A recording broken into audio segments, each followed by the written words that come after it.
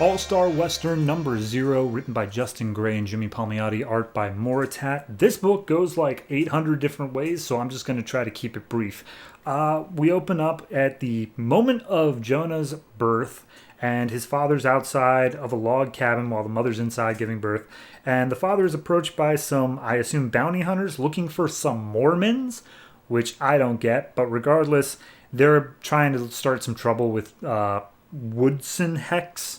And Woodson immediately just goes full-on axe murderer on them and kills all of them without like so much as breaking a sweat. Jonah's born, and then a few years pass, and we see that Woodson has fallen on hard times. He's become a drunk. His mother is constantly like, or I say Jonah's mother is constantly like, hey, like, you're not providing for this family. You're constantly getting drunk. You're losing all of our money. And Woodson is very abusive to her. At one point, Jonah stands up to him, has a gun, like, trained at his head, just like, leave mama alone, or else I'm going to pull the trigger. And he, like, pretends for a second to be like, oh, I'm such a bad father. You have every right to aim that gun at my head, which lowers his guard enough for Woodson to turn around and start beating the crap out of Jonah as well. Then Jonah's mom gets the gun, tells Woodson, like, hey, get out of here until you're sober, and maybe even then don't come back. So, again, a little bit of time has passed. It might even be the next day for all I know. Jonah's mom is, her name is Ginny, by the way, basically running off and abandoning Jonah with his father, saying, hey, I've got a guy here who's willing to take care of me. I'm so sorry. He doesn't want you. Bye. And then he just leaves, and Jonah waits for his dad to get back, and he's now stuck with him. So at some point, the dad heads out to California for the gold rush. He passes through some native lands, and the natives basically hold him captive and are saying, like, hey, if you let me through, you can have my son. Okay, bye. And then he just leaves Jonah to be raised with the native tribe, the Apache. And they give him a horrible upbringing, like a hard time, because he is different from them. Except for one girl named White Fawn, who is willing to be, like, you know, nice to him at the very least. So years pass, and he has a quote-unquote brother named Notante. They are about to go on like their final trial to become men within the tribe. But in this final trial, Notante betrays Jonah and basically leaves him for dead. But turns out he didn't die, and he was picked up by some southern Confederates who were, you know, going on the hunt for Union soldiers. And so he's enlisted in the Confederate Army. They go to Fort Donelson in Tennessee to take out a Union fort. It does not go well for the Confederates, and basically all the Confederates are killed except for Jonah, who's to be made an example of. He's held up on like a St. Peter's cross and is sent down a river on a raft completely naked and bloodied, saying that this will send a message to everyone else who dares attack the Union.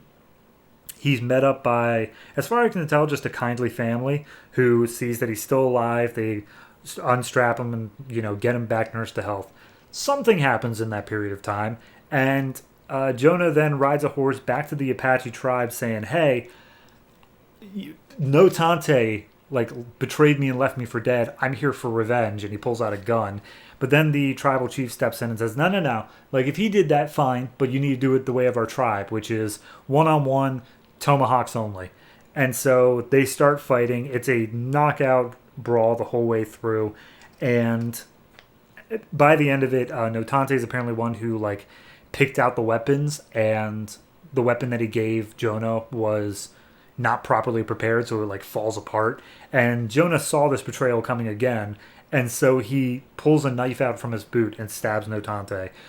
That, however, is the only betrayal that anyone in the tribe saw, so they're like, okay, even if he did cheat, we know you cheated, so therefore you must be, we will allow you to be banished from our tribe. You will not be killed. However, you will have the mark of the demon, which they heat up a tomahawk and drag along his eye down to his cheek, which is why Jonah's face is all messed up like that.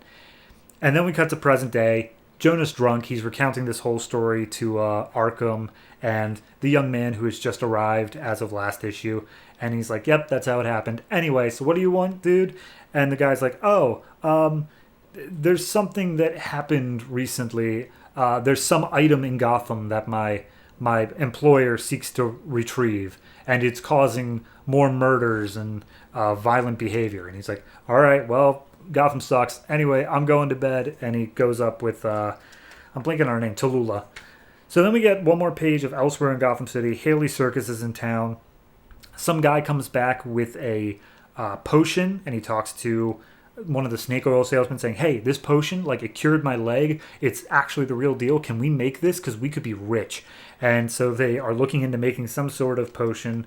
And then last page is some young damsel coming off a boat looking to get her mother back. I don't know who this is. It doesn't give a name. But they're looking for their mother, and they're in Gotham. So, yeah. No, I mean, barring those last couple pages, the issue as a whole, good origin story for Jonah. I get the gist of everything laid out. It doesn't overindulge in anything of like, oh, well, here's his abusive father, and we're just going to focus on that the whole time. No, it's like, nah, here's all the major points in his history leading up to now. And now now you get it. Here's how he joined the Confederacy. Here's how he got that mark on his face. Here's why he doesn't trust anybody.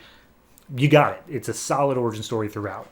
Last few pages, just makes it tie into, I guess, the story as a whole, really. So overall, I'd say it's a 7. It's a low 7, but it's a 7. Art is the same as it has been throughout the whole series. It's what I come to expect. It's fine throughout. It's a good origin story, but it's just good. It's nothing great. So 7 for this.